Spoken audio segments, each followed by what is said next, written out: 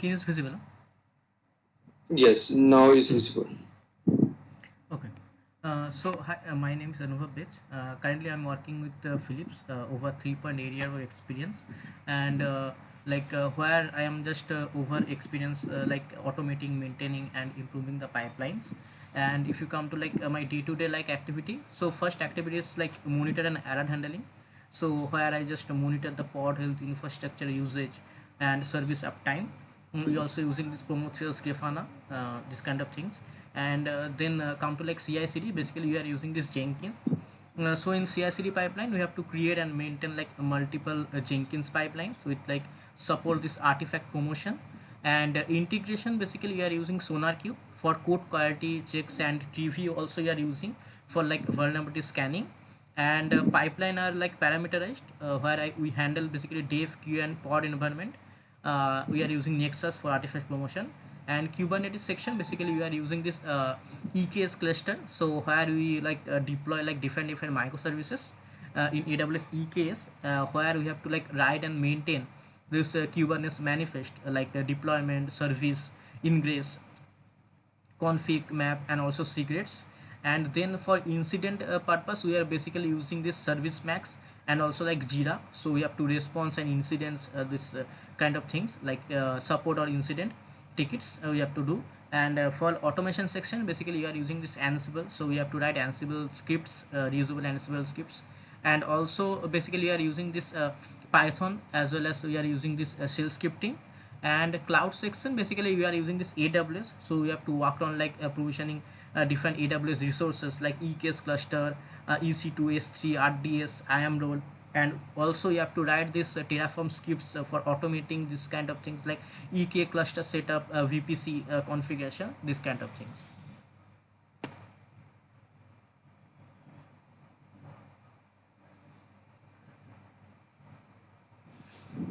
All right. And would you please highlight any major issue you might have faced in the recent time relevant to the SRE?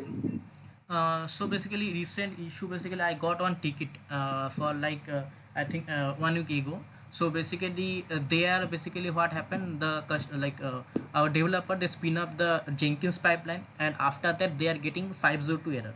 So for that I got this ticket, and I have to respond those ticket. And I go to like EKS cluster, and I check like what kind of issue is there. We are using different commands like first I check this events logs. We have kubectl describe command, so we have to check this events logs, means what is the issue.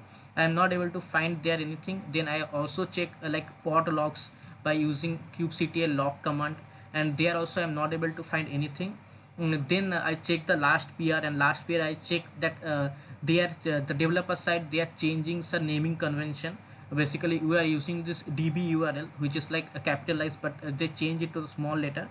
And then I check the config map, and in the config map I change the like name. This is the proper name I given over there. Then again I run the pipeline, then this issue got resolved. So this kind of issue also I got. And a small issue also we had got, like this crash back loop error, OM killed, this kind of issue also I got.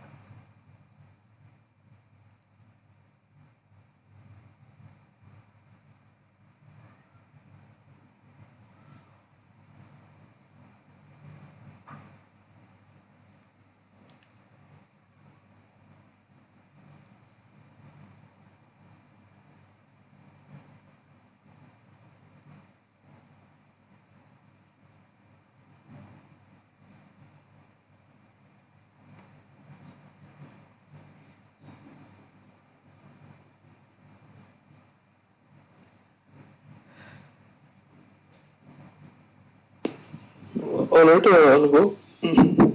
So now we will proceed with some scenario and technical based questions. Hello. Yes, I'm able to hear you.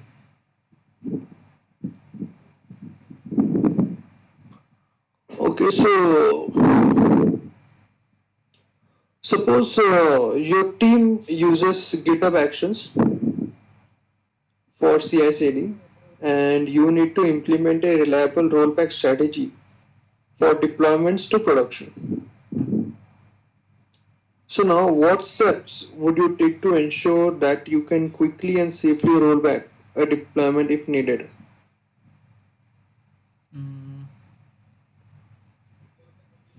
Yeah, so for that, like basically you are using this GitHub action perspective, right? So I'll do like in every build, there should must have like one unique version tag. Usually means we can use this GitHub release version. Okay, so like you have to do like, see, your app name is my app or something, then you can use this like unique version tag. So that would be one possible reason. And also we maintain one deployment manifest, okay, in the Git, and we can tag every production deployment with like commit id plus version name also. We can do this kind of things. And third scenario we can do also, like if you are using this blueprint deployment, this can also, you can use, also you can use the canary deployment. So implement this blueprint deployment or canary deployment. So we have to strategize like in GitHub action. So for a blueprint we keep two version, like blue active version and green like standby version. Then we can use this rollback, like we can switch the traffic between like a previous version. Okay, and for canary deployment, what we can do, we can gradually route the traffic, like we can do the rollback, like we can stop the first failure, like that also you can do. And for that, like you can also like you can use this YML file. In this YML file you can also give like some name, like a naming tag, like deploy to production, and you can run this different commands like a kubectl apply command, and this deployment at YML file. Also for that you can also do the some health check. Okay, if you have some health check scripts, you can also do over there. And for rollback also, you can select another another section in your GitHub means YML file, where you can miss, if your rollback fail, then we can do this kind of things. We can run then this kubectl rollout and undo and your deployment name. That things also you can do. This would be like a strategy we can use.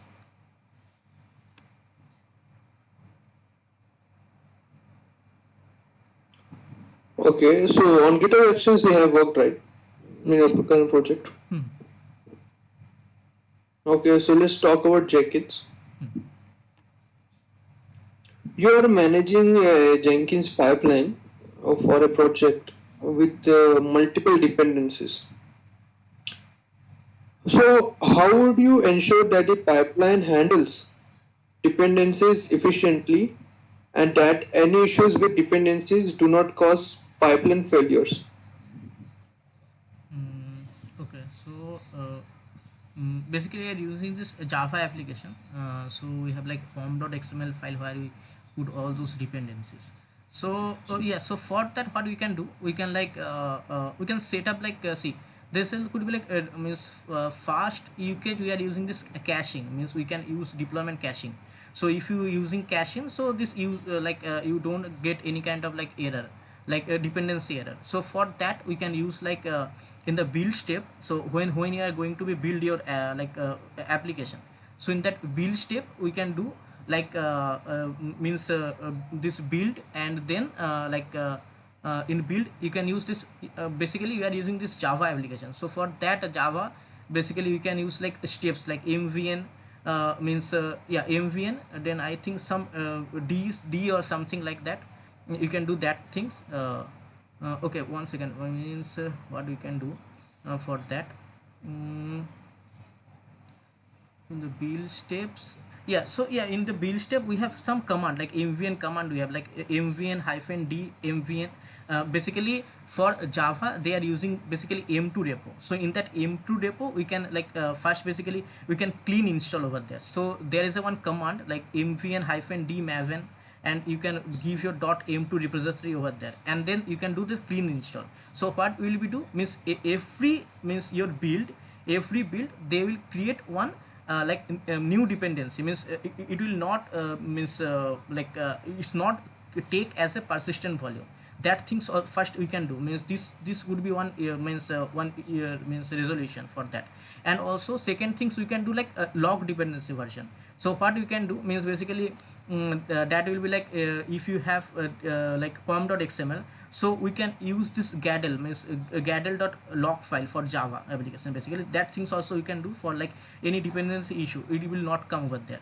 Then we can also run some dependency health check, okay, in your like pipeline. So in the stage you can use like dependency check. Okay, so that things we can use this for that you can also use TV. TV will check like any kind of dependency issues they are on, like high or critical. Okay, that things also we can do like dependency check over there. Yeah, that could be some reason we can use these things by like you not get any kind of dependency issue by using this kind of scenarios.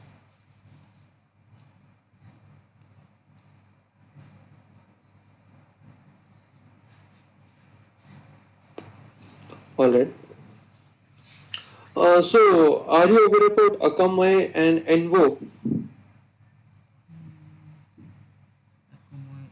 No, no.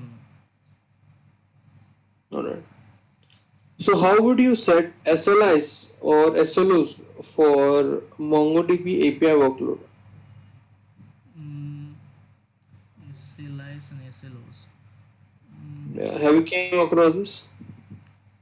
this MongoDB workload means I means work means I have knowledge about this MongoDB. Things we can do for mm,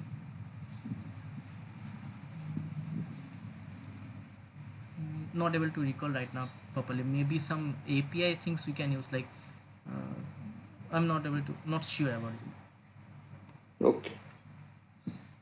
So now would you please walk me through setting up HPA for a latency sensitive app in EKS? Okay, HPA basically this is a means auto scaling things means like horizontal port auto scaling. So for at latency sensitive we can use like if you not get any kind of like latency error. So for that basically so first we have to do some like we have to write your HPA. So basically HPA what you will do means basically if you're like if you have like high level like issue means high level things means CPU matrix. So first we install this like matrix server you have to install, and you can also use your Prometheus and Prometheus and Prometheus adapter to like expose these things. Then for that for then we have to create a like Prometheus yeah, Prometheus recording things. Then this Prometheus adapter you can use for like this latency section for record your matrix from the Kubernetes. Then you have to create your HPA. Okay, HPA you can use. Then there you can also set up your like resource CPU target, like whatever CPU target you have. And also if you're talking about latency, then you have to use this HTTP request. Okay, this target you have to fix means you have to write over there, HPA. Okay, and also you can also ensure that if you are using this cluster autoscaler or you can use Carpenter, it's also enable the load scaling. Okay, so it means when this pod need capacity, so it will spin up. Okay, that things. And then like yeah, then your deployment section. So you have to in your deployment section also you have to write this resource limit and proofs, this kind of things you can use.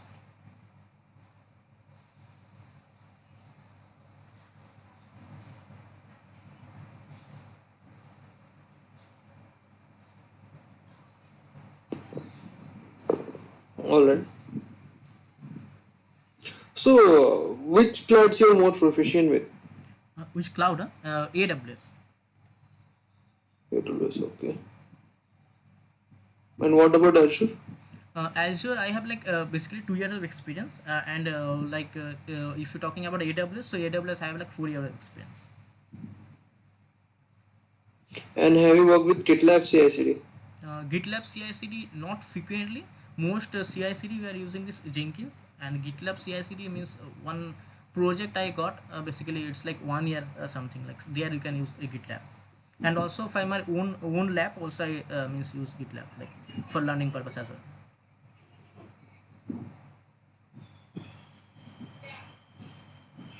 Alright. So let's talk about API rate limiting.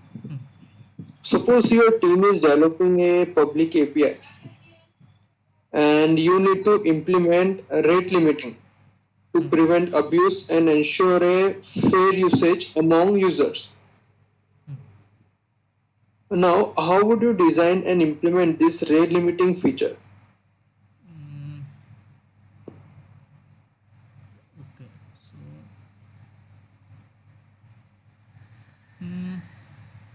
Okay, basically we are implementing like like team is using their public API. So then like public API, and I need to implement this rate limit to begin any kind of like for history purpose. What do we hold first? Yeah. Means first we have to like basically see, first we have to identify like what limit basically. So like like API key or IP address on, also I can, we can also check like in kind of endpoint type. Okay, this kind of things first we have to like check, means what identify means what to the limit. Okay, then I have to choose like a different we have algorithm. So like means you can use this token. Okay, for token bucket means user have some token, you can also add means you can also add this token, so like at fixed rate.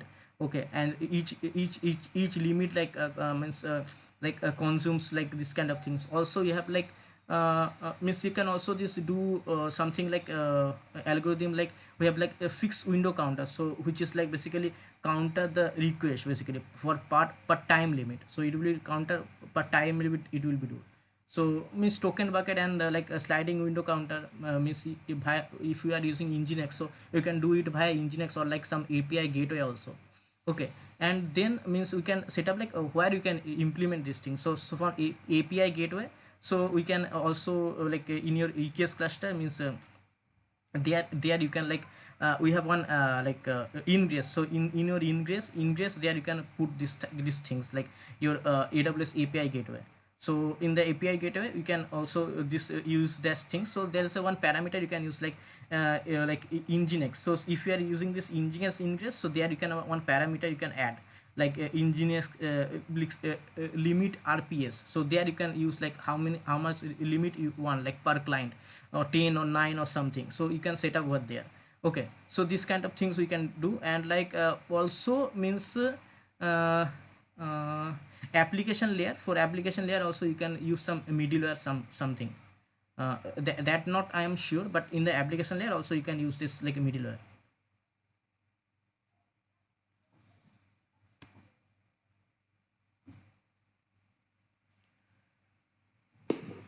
Okay. Uh, so let's talk about some Kubernetes. You need to securely store and manage sensitive information such as API keys and database passwords in your Kubernetes cluster. So how would you achieve this? For more sensitive things we have like Kubernetes secrets, so you can use this secrets Kubernetes secrets, and you can call this secret wherever you want by using you can call these secrets in your deployment file. So there's like like config map and secret. So if you want like dburl or something, so for that means unsensitive information, so we have like config map.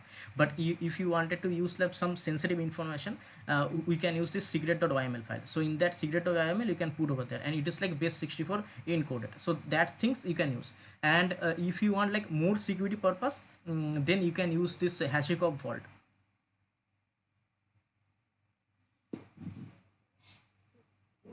All right.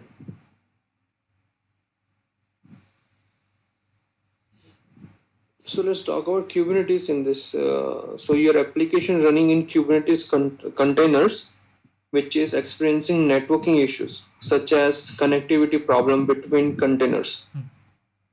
So how would you troubleshoot and resolve this issue?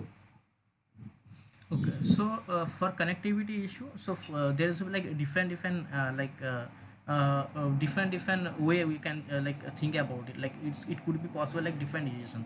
So first reason it will come like you have to check like our means port section. So I will check the port services and something is failure or not. Okay, means we have like a port to external communication is failure or not. So for that we can run different command like kubectl get ports and kubectl get svc. Okay, this kind of things. First I will check the port section, then I will check the basic network testing. So I will go inside our container, means Kubernetes container, like kubectl exact command, and in there I can means I can check like connectivity, like we can use this ping and the pod IP, and also you can use the curl operation. You can check like port to port connection, and also you can check the DNS. For NS lookup command we also want, so check the DNS resolution is not okay. This is the second things I will check.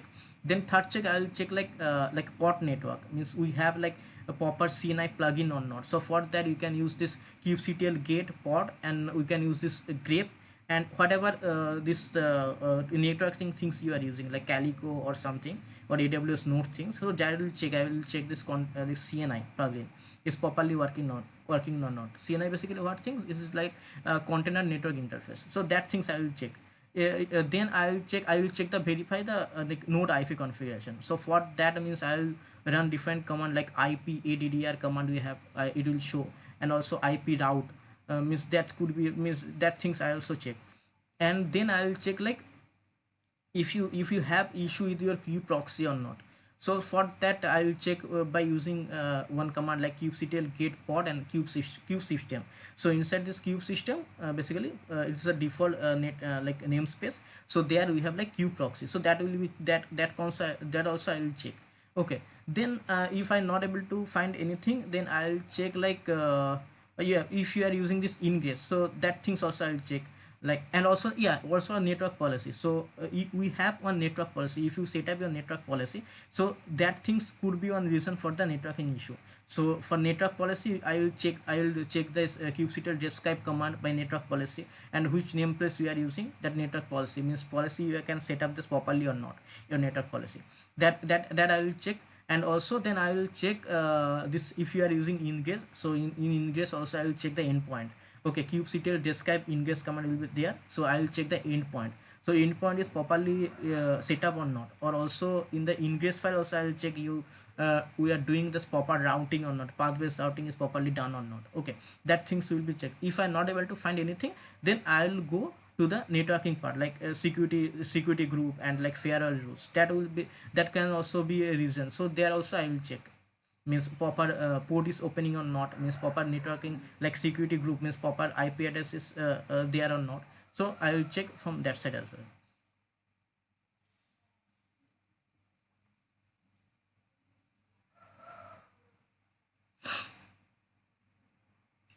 Alright then, have you used this Docker's like troubleshooting in your project? Yes, Docker also we are using, and also I know how to write the Docker file as well. Alright. What about Java? Are you able to write code in Java? Java code. I just want you to write a Spring Boot REST endpoints. Nothing else I was. Spring Boot. Basically I am not using Java. Basically for like automation section I using basically Python. So Python code I know, means basically what I did, I write one script for Python script for cost optimization using this like lambda function and boto3. So Python coding I know. Alright then. Okay, so Anubhav, I'm good with the questions for today. Do you hold any questions for me before we wrap up the call? So basically T-Mobiles they are using like using hybrid cloud or like stick with another cloud or any kind of on-premises services they are also using. It's different project to project and Okay, domain. It varies. okay, okay. Yeah. Anything else you want to ask? No, no. Alright then. Thanks for your time. Thanks for joining, Anubhav. Yeah, thank you, thank you.